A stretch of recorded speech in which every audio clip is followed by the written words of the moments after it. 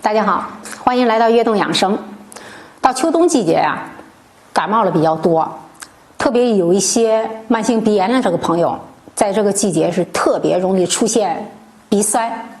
一边是鼻塞，然后呢，就感觉没有知觉的情况下呢，会流那个清鼻涕，是特别难受。而且呢，就是甚至往上顺着这个鼻腔往上了以后呢，它会影响到整个的一个头部，会感觉整个头沉、头闷闷了，或者有点晕眩的这种，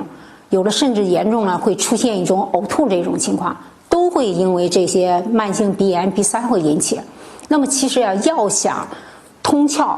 然后就是缓解我们鼻炎的这个症状，最好的两个方法有两个穴位，我推荐给大家。就是我们的一个印堂穴和迎香穴。那如何做呢？我示范给大家。第一个印堂穴它就在我们眉心这一块儿，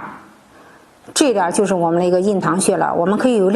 用那个食指和中指在这一块儿进行一个按揉，在眉心这一块进行一个按揉，稍微力度我们自己掌握，稍微力度稍微大一点进行一个按揉。因为出现了这种慢性这个鼻塞的这个情况下，鼻炎造成了这个鼻塞或者会有一个鼻子发酸这种情况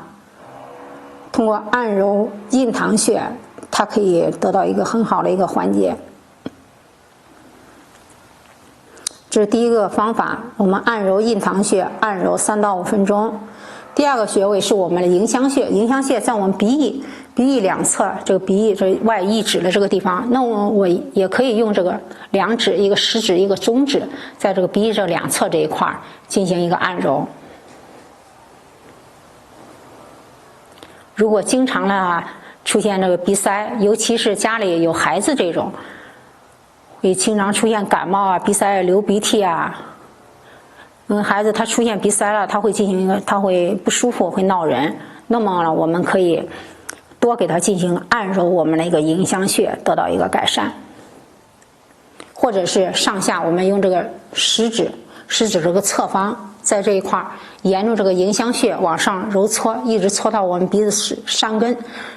顺着这一块往上这个推揉，也是一个非常好的一个方法。这两个方法非常好，大家可以试着做一下。其实改善我们一些鼻塞这种情况这两个穴位是非常重要、非常有效的方法，不妨大家可以试着做一下。那么今天的分享就